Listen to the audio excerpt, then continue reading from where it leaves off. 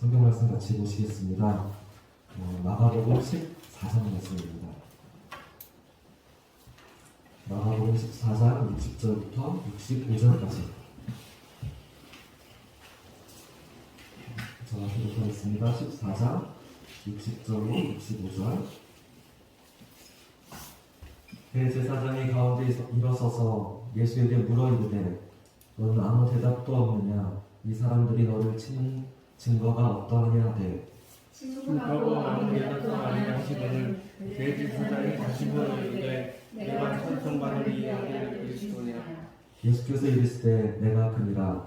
인자가 걷는 자의 우편에 앉은 것과 하늘 구름을 타고 오는 것을 너희가 보리라 하시니 대제사장이 자기 옷을 찢으며 이르되 우리가 어찌 더 진리를 요구하리요? 그 신성모독하는 말을 너희가 들었도다.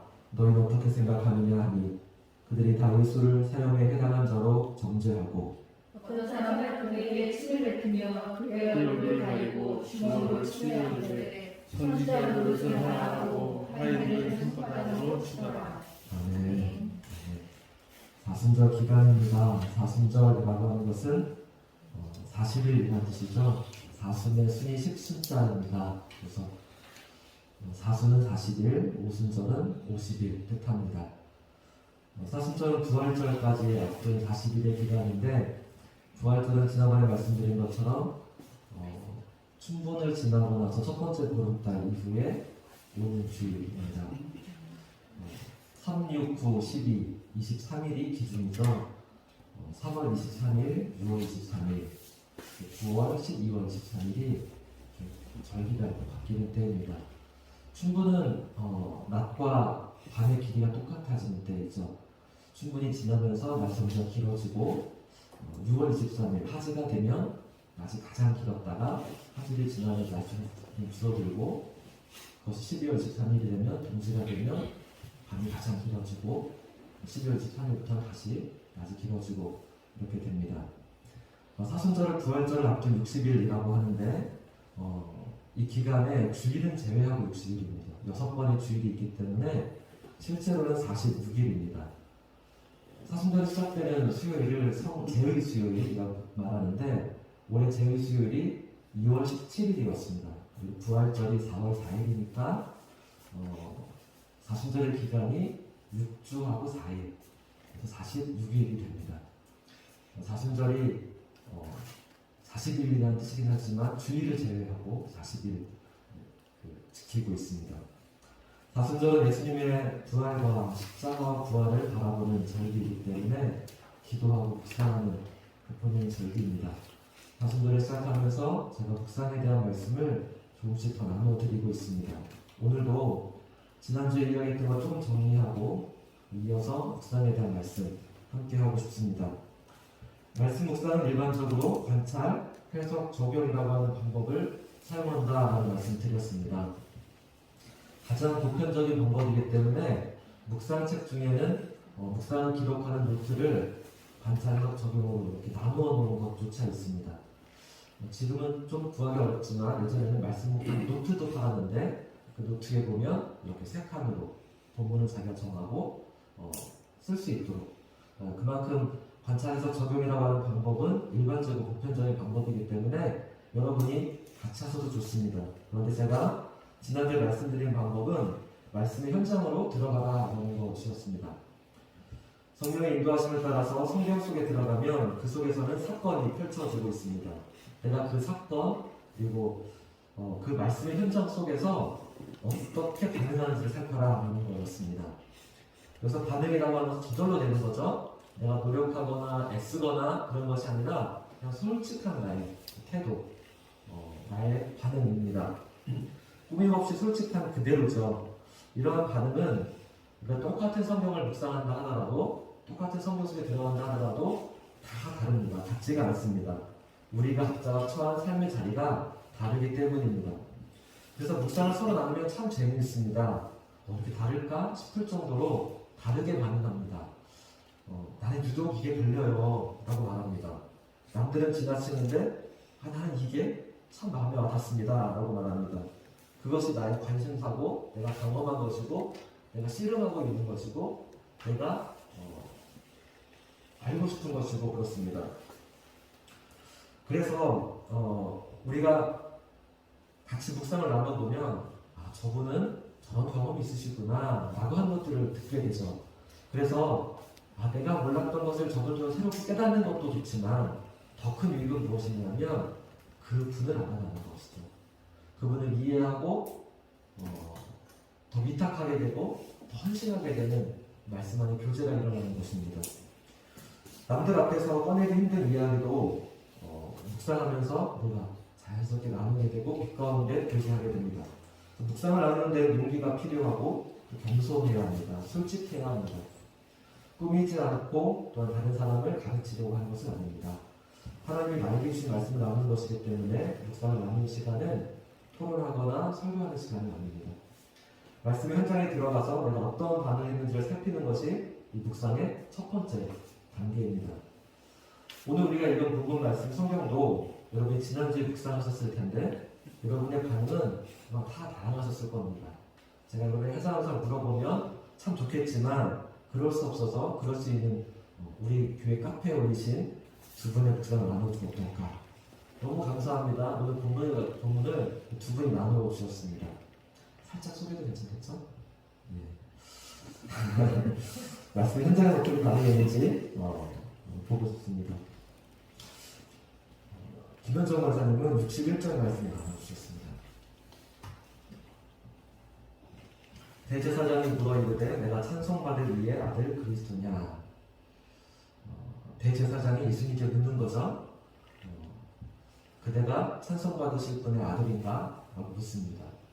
대제사장이 예수님께 왜 하나님의 아들이라고 안 묻고 찬송받으실 이의 아들이냐 묻는 것부터가 걸렸습니다. 왜 돌려서 물었을까?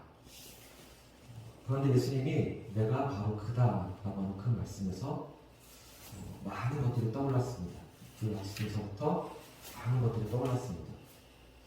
전능하신 하나님 스스로 있는 자, 그분께서 지금 왜 초라한 모습으로 재판을 받고 계실까? 거기에 측량할 수 없는 하나님의 사랑이 있구나. 나 같은 죄인을 사랑하셔서 조롱과 멸시를 받으신 그 주님 모습이 그려지는 거죠. 그리고 그 사랑에 그저 감사하는 고백이 흘러나오는 것입니다. 그 사람 참 잘하고 계시죠? 이런 반응을 하셨습니다. 권호성 권사님은 56절 말씀이었습니다. 읽진 않았지만 이는 예수를 쳐서 거짓 증언하는 자가 많으나 그 증언이 서로 일치하지 못합니다. 예수님은 거짓 없는 진실하신 분이시죠. 진리 되신 분 앞에서 사람들이 거짓말하고 있습니다. 예수님을 정죄하는 말인데 그 증언이 서로 다릅니다. 왜냐하면 다들 거짓말하고 있기 때문에 그렇습니다. 그래서 얼마나 웃깁니까? 정말 진리 앞에서 거짓말하는 거. 참 웃기죠? 그런데 우리 주변에서도 비슷한 일이 일어나는 거죠. 사람들이 쉽게 거짓말합니다. 그런데 과연 그리스도는 다를까? 라고 하는 생각이 들었습니다. 그것이 권사님의 반응이었죠. 그것이 걸린 부분이죠. 권사님 주변에 아마도 어쩌면 거짓말하는 그리스도인이 있을 수 있습니다. 그래서 그 부분이 느껴졌던 거죠. 반응인 거세요. 참 잘하고 계세요. 두 분이 정말 감사합니다. 저는 63절과 64절 말씀이었습니다. 대제사장이 자기 옷을 찢으며 이르되 네가 어찌 더 증인을 요구하리요? 그 신성모독하는 말을 너희가 들었도다. 너희는 어떻게 생각하느냐? 이 대제사장 이름이 가야바죠. 이 사람이 자기 옷을 찢고 있습니다. 왜 옷을 찢을까요? 자기가 그만큼 화가 났다는 뜻이죠. 그런데 이거 완전 쇼입니다. 사람들 앞에서 거짓으로 연기하고 있는 거죠. 지금 이런 가식과 위선이 저는 이 본문 속에서 너무너무 화가 났습니다. 그리고 이 위선자가 하는 말이 감히 예수님이 신성모독했다고 합니다. 지금 누가 신성모독입니까? 대제사장. 그의 삶 자체가 신성모독입니다. 존재 자체가 시커먼 암덩어리인데 그런 그가 다른 말도 아니고 예수님께 신성 모독이라고 말을 합니까? 저는 이게 너무 크게 와닿았습니다. 그가 할 소리가 아니죠. 이건 진짜 아닙니다. 제가 너무너무 화가 났습니다. 그런데 오늘 본문 그 뒷부분에 보면 그의 집에 있는 계집종이 똑같습니다. 베드로가 안뜰에서 불을 쬐고 있는데 그 여종이 베드로를 빤히 노려봅니다. 그러더니 따집니다. 너도 한편이지? 저 나살 사람 같이 살았지? 이 장면에서 전에는 예수님을 부인하는 베드로가 눈에 들어왔습니다. 베드로의 명백한 잘못이라고 생각했습니다. 그런데 이번에 묵상할 때는 그 계집종이 그렇게 비웃습니다. 지가 없는데 지나 똑바로 살지 누구를 판단합니까? 베드로가 그런 하찮은 종에게 한 소리 들어야 할 정도로 그렇게 살지 않았습니다. 그런데 그 여종이 사람들 앞에서 이자가 저자와 한패야 소리 지르는 게 대제사장과 똑같은 겁니다. 그 집안이 다 그렇구나. 위에서부터 아래까지 다 똑같구나. 전에는 신문받는 예수님을 보면서 예수님이 불쌍하고 가엾고 안쓰러웠는데 이번에 묵상할 때는 대제사장의 모습에 화가 났습니다. 좀 더 권력자가 그러면 안 됩니다. 제일 나쁜 행동입니다. 그리고 베드로를 몰아세우는 그 여종도 그렇게 미웠습니다. 자기가 똑같은 낯선 상황 속에 들어갔지만 그 현장에서 반응하는 것은 서로가 다른 것이죠. 여기서 한 가지 짚어야 할 것이 있습니다. 우리가 묵상하는 이유는 내 자신의 카타르시스를 위해서 그런 건 아닙니다. 자기 만족과 깨달음과 힐링을 위해서 묵상하는 건 아닙니다.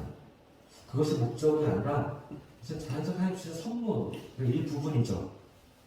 그러니까 심리학의 목적이 있다면 글쎄요, 위로하고 힐링하고 내면을 보듬고 세임을 얻게 하고 혹시 잘못된 부분이 있다면 깨닫고 뭐 이런 것일 수 있겠지만 인문학이나 세상의 학문이 나를 알고 나를 사랑하고 또 나를 세우는 것이 목적이라면 말씀 묵상은 자의 성취가 아닙니다. 하나님을 바라보는 것입니다. 하나님을 묵상하기 위해서 나의 반응을 살피는 것입니다. 그래서 묵상의 첫 번째 단계가 나의 반응이라고 말씀드린 것이고 두 번째 단계는 나의 반응을 가지고 성령님과 대화하는 것입니다. 이것은 묵상이 어떻게 보면 본질입니다. 성령 하나님과 대화하는 것이 묵상입니다. 어떻게 대화할까요? 하나님의 음성을 듣고자 한다면 하나님께 물어야 합니다. 나의 반응을 가지고 하나님께 묻는 겁니다. 예를 들면 저는 대제사장의 말과 행동에 화가 났습니다. 그래서 물었습니다. 주님, 제가 왜 화가 날까요? 제가 혹시 권위자에 대한 나쁜 경험이 있었나요? 예수님처럼 부당한 길을 가봤던 적이 있었나요? 이렇게 우리가 하나님께 물으면 하나님은 즉시 응답하실 때도 있고 때로는 기다려야 할 때도 있습니다. 기다릴 때는 그냥 일상생활 하는 겁니다. 그러면서 나 자신을 그냥 돌아보기도 하는 거죠. 나 왜 이렇게 화가 나지? 틈틈이 생각해 보는 겁니다. 내가 부당한 걸 받았나? 그런 적은 없었던 것 같습니다. 권위자에게 받은 상처나 그런 걸 떠보지 않았습니다. 그런데 이런 분노가 어쩌면 당연할 수 있다는 생각도 들었습니다. 권력을 가진 사람이 부패하면 부도덕하고 부정하고 부패하게 되면 사람들은 다 분노합니다. 그래서 많은 사람들이 광장에 막 몰려나가는 거죠. 탄핵을 주장하고 하야를 외치고 현 정부를 향해서도 그렇고 지난 정부는 말할 것도 없었고 그리고 혹시 앞으로 누가 권력을 잡든지 간에 그 사람도 부패한다고 한다면 사람들은 똑같이 분노할 겁니다. 그런데 예수님을 보니까 그렇지 않았습니다. 예수님은 분노하고 있지 않습니다. 물론 속으로는 분노하셨겠죠. 그런데 그것을 하나도 표현하지 않으십니다. 누구보다 부당한 대우를 받고 있는데 그것이 공의의 문제일 수 있고 인권의 문제일 수 있고 법치의 문제일 수 있어요. 무죄한 자를 죽이려고 하는 그런 상황입니다. 그러면 화를 내야 되는데 왜 예수님은 화를 내지 않았을까요? 이 부분을 가지고 성령님께 묻는 겁니다. 주님, 왜 예수님은 저런 대제사장에게 분노하지 않았어요? 마땅히 분노해야 되는 거 아닙니까? 제가 물었을 때 주님이 제게 주셨던 마음은 분노가 누구를 바꿀 수 없다는 거였습니다. 분노를 통해서 세상을 바뀌지 않습니다. 그럼 화내지 않고 어떻게 불의를 바꿔나갈 수 있을까요? 예수님은 첩보대회 직전에 감난산에서 기도하셨습니다. 그때 제자들에게 너희가 다 나를 버릴 것이다 라고 하셨습니다. 예수님은 감난산에서 기도하실 때가 아마 가장 괴로우셨을 것 같습니다. 십자가 달렸을 때보다도 어쩌면 십자가를 기다릴 때가 훨씬 더 공포스럽습니다. 상상이 되니까 차라리 내가 부딪히고 있으면 좀 나은데 심리적으로는 더 힘들고 더 어려워서 예수님도 감난산에서 기도하실 때 땀이 핏방울 될 정도로 기도하셨습니다. 그 괴로운 순간에 너희가 다 나를 버릴 것이다 라고 하셨습니다. 그러나 그런 제자들 때문에 서운하다라고 하지 않으십니다. 사실 정말 서운하죠. 서운한 정도가 아니라 제자들에게 얼마나 많은 사랑을 베풀었습니까? 준 것도 너무 많습니다. 영육간에 베푼 거 말할 것도 없고 폭풍 속에서 던져주고 바리새인들이 막 비난할 때 막 막아주시고 말할 수 없는 사랑과 은혜를 베풀었는데 가장 힘들 때 제자들이 떠난다 그러면 섭섭한 정도가 아니라 이거 화도 나고 억울하고 그러지 않아야겠습니까? 근데 예수님이 뭐라고 말씀하시냐면 너희가 나를 버리는 이유는 너희의 잘못이 아니다 그러십니다. 그것은 성경에 기록되었듯이 목자를 쳤기 때문에 양들이 흩어지는 것이다 라고 하셨습니다. 그래서 깜짝 놀랐습니다. 배신하는 제자들을 두둔해주고 있습니다. 말하자면 제자들은 죄를 짓는 것입니다. 그런데 그거 너희의 잘못이 아니야 라고 하셨습니다. 어떻게 그러실 수 있을까요? 그래서 제가 묵상하는 성령님께 물었던 질문은 성령님, 예수님은 왜 제자들을 정죄하지 않으셨나요? 당연히 섭섭해야죠. 조금 더 서운해하지 않으셨죠? 너희들이 다 나를 버리는 것은 나 때문이야 라고 말씀할 수 있었던 예수님의 마음은 무엇이었나요? 주님은 그때 곧바로 그것이 사랑이라고 말씀하셨습니다. 사랑은 허다한 죄를 덮는 것이다 이런 말씀합니다. 그러나 저의 두 번째 질문은 이것이었습니다.